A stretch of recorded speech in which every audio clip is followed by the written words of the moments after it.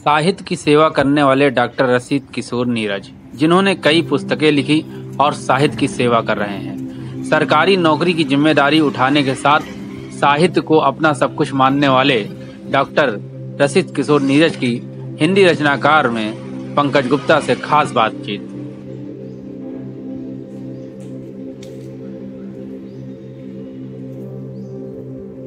सई नदी, वो नदी जो भगवान औगड़ राम के आश्रम को छूते हुए निकलती है।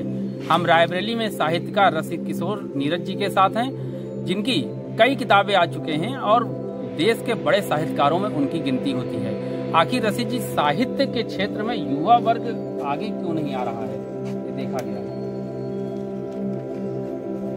आपने बहुत अच्छा प्रश्न उठाया है। साहित्य को जयशंकर प्रसाद ने 7 जन्मों के संचित पुण्य का फल बताया है। अस्तु साहित्य के संस्कार जन्मजात ही होते हैं। जिससे संस्कार प्रबल होते हैं वही कविता और साहित्य रचना से जुड़ सकता है। युवा वर्ग जोड़े जाने की स्थिति अस्वाभाविक है। साहित्य कोई अभियान नहीं है जिसमें जो चाहे वो जुड़ जाए। इस संबंध में चाणक्य ने भी बहुत बड़ी बात कही है। दातृत्वम प्रियवक्तृत्वम धीरत्वम उचितज्ञता अभ्यासेन न लभ्यन्ते चत्वारो सद्गा गुणाः। अच्छा, देखा गया है पहले लोग साहित्य पढ़ते थे, आज युवा वर्ग साहित्य पढ़ना नहीं चाहता है, या फिर साहित्य के क्या प्रति रुचि कम हो रही लोगों की। ऐसा क्यों? क्या मोबाइल का दौर है इसलिए ऐसा? जी, आज गूगल को लोगों ने गुरु मान लिया है, क्योंकि कम समय में गूगल में बहुत ढेर सारी जानकारी और साहित्य का पर्याय बन चुका है। इसलिए मोबाइल के माध्यम से ही साहित्य पढ़ने वाले साहित्य प्राप्त कर पा रहे हैं। अस्तु पुस्तकें पढ़ने का भी चाव अब नहीं रह गया है, ना लोगों के पास समय रह गया है, क्योंकि खाली समय में लोग पुस्तकें पढ़ते थे।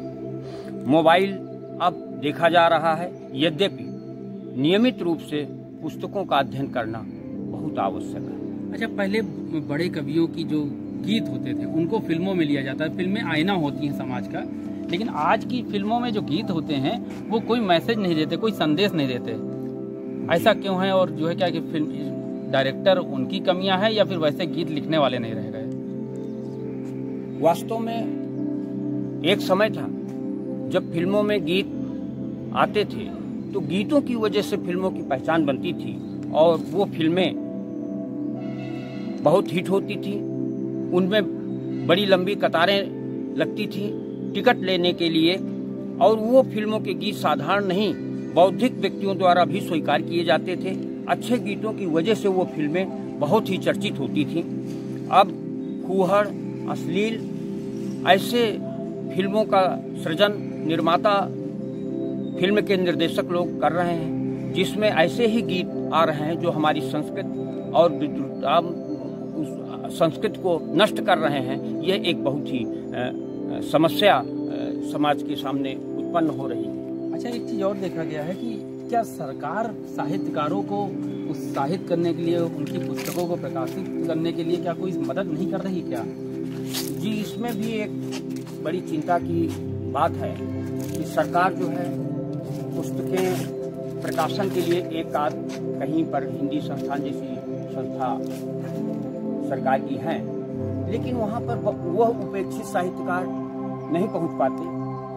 बहुत अच्छा लिखने वाले लोग वहाँ तक नहीं पहुँच पाते। यहाँ पर यह एक मैं सरकार से निवेदन करना चाहता हूँ कि प्रत्येक जनपद में ऐसी एक समिति बनाई जाए साहित्यकारों की, जो सूचना एवं जनसंपर्क विभाग के माध्यम से उसमें साहित्यकारों का पंजीकरण हो और उस समिति में प्रकाशन के लिए पुस्तकें देखी जाएं। अगर उनकी पुस्तकें अच्छी हैं तो उसका प्रकाशन कराया जाए। प्रकाशन के उपरांत एक बात और आती है कि पुस्तक की बिक्री भी होनी चाहिए, जिससे उनको कुछ अर्थलाभ भी हो। तो हर जनपद में लगभग सरकारी पुस्तकालय हैं, उन पुस्तकालयों में भी उन पुस्तकों को क्रय किया जाए, जिससे उन पुस्तकों को लोग पढ़ें भी और उससे कुछ लाभ भी हो। इस प्रकार से समिति के माध्यम से साहित्यकारों का डाटा भी उपलब्ध हो जाएगा और अर्थ संग्रह की प्राप्ति भी प्रदेश सरकार के द्वारा साहित्यकारों को मिलनी चाहिए, जैसा हरियाणा सरकार में मेरी जानकारी में वहाँ के साहित्यकारों को सरकार निःशुल्क आवागमन की सुविधा भी उपलब्ध कराती है और उनको साहित्य के क्षेत्र में आगे बढ़ाने का बहुत प्रयास सरकार का वहाँ का सराहनीय है। नीरज जी, कब से आप जुड़े हैं साहित्य के क्षेत्र से? कितनी पुस्तक आपकी आ चुकी है? मैं सन 72-73 से साहित्य में जुड़ा हूँ और मेरी अभी तक 12 पुस्तकें, गीत, गजल और गद्य, पद्य, नाटक, खंड काव्य, शोध प्रबंध, ये सब गद्य पद्य में मेरा कार्य प्रकाशित हुआ है और मेरा संपादन का भी कार्य 3-4 पुस्तकें प्रकाशित हैं। तो कुल मेरा अभी तक कार्य 16-17 पुस्तकें संपादन को लेकर के प्रकाशित हो चुकी हैं और साहित्य सृजन में मैं सन 72-73 से अभी तक लगा हुआ हूँ। अच्छा, बहुत से कुछ नए साहित्यकार भी हैं या नए कवि भी हैं जो कविताएं लिखना चाहते हैं, साहित्य लिखना चाहते हैं, तो कैसे लिखें साहित्य या कैसे लिखें कविताएं? कोई गुरु मंत्र उनको आप दीजिए। आज बहुत बड़ी कमी है कि हमारे जो नवोदित साहित्यकार हैं वो किसी को अपना गुरु ही नहीं बनाना चाहते। जो कुछ लिखते हैं वो अपने को परिपक्व मान करके वो बिना उसमें गुरु को दिखाए, संशोधन बिना कराए वो अपनी रचनाओं को पढ़ते हैं और यदि ऐसी स्थिति में वो कहीं छप गए तो उससे समाज में वो लोकप्रियता नहीं मिल पाती जो मिलनी चाहिए। तो आज हमारे नवयुवक और नवसृजन करने वाले हमारे भाइयों को ये मेरा निवेदन है कि वो अपने से वरिष्ठ लोगों से संपर्क करें और साहित्य सृजन में वो कार्य करें। बहुत अच्छा रहेगा समाज के लिए और वो उनके लिए भी हितकारी है। साहित्यकारों के सम्मान के लिए आप लोग कोई कार्यक्रम भी करते हैं जो अभी जल्दी आने वाला है? जी, हमारी रायबरेली में भी 2 संस्थाएं हैं जिनसे मैं जुड़ा हूं और कार्यकारी अध्यक्ष भी हूं मैं इस समय। सरस्वती प्रतिष्ठान जो सन 82 से कार्य कर रही है, उसमें सम्मान प्रतिवर्ष लगभग होता है और एक स्मारिका भी साहित्यायन का संपादन मैं कर रहा हूं, मैं उसका संपादक हूं।